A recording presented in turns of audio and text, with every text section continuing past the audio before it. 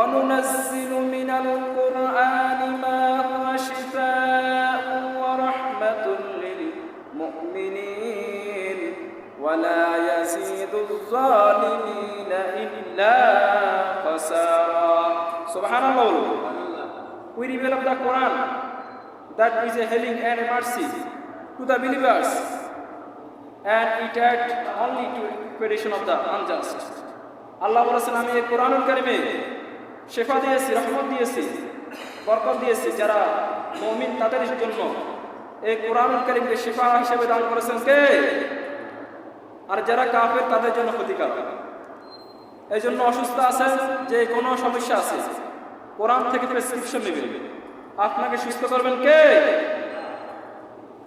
এরপরে আল্লাহ হাবিব সাল্লাল্লাহু আলাইহি সাল্লাম এই সূরাকে বলেছে সূরাতুদ দুআ, দোয়ার সূরা।